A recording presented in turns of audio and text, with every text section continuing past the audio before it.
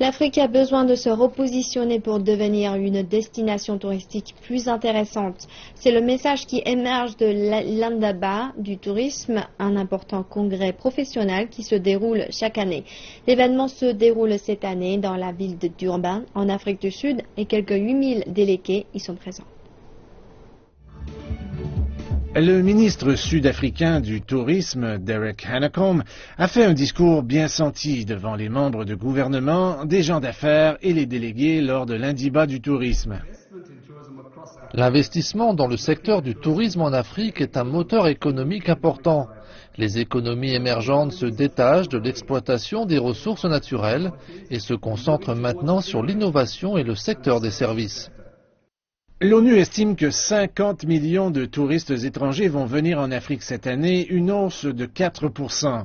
On s'attend à ce que ce chiffre double et atteigne 130 millions en 2030. Mais c'est encore en deçà des moyennes mondiales qui s'établissent à 22 touristes par 100 habitants. Mais plusieurs sont confiants que ces données vont évoluer.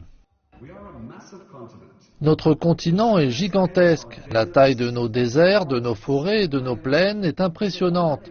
Et on ne parle même pas de leur beauté. Ce sont des beautés naturelles incroyables. Nos paysages et leur biodiversité sont inégalés ailleurs dans le monde. Les touristes recherchent ce que nous avons à offrir, des expériences authentiques et significatives. Ils veulent se détendre, ils veulent de l'aventure et voir des animaux. Ils vont continuer à venir en Afrique pour tout cela. Mais le cadre législatif devra changer pour atteindre ces objectifs. Les visas, le manque d'infrastructures et le faible développement empêchent la libre circulation. Le transport aérien demeure une contrainte majeure. Plusieurs compagnies aériennes viennent en Afrique via le Maghreb ou directement d'Europe et d'Asie. Mais une fois que les visiteurs sont sur le continent, ils ont des problèmes pour se déplacer de pays en pays.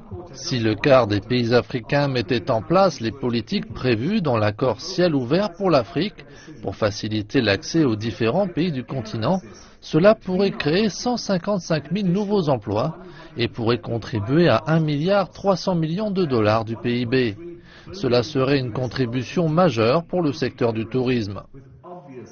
L'Afrique, qui a déjà tant de choses uniques à offrir, s'apprête à changer la donne. Le congrès de cette année se concentre aussi sur la formation et le développement des entreprises. Plusieurs partenariats vont aussi être conclus cette semaine entre différents pays pour partager leurs connaissances et leur expérience.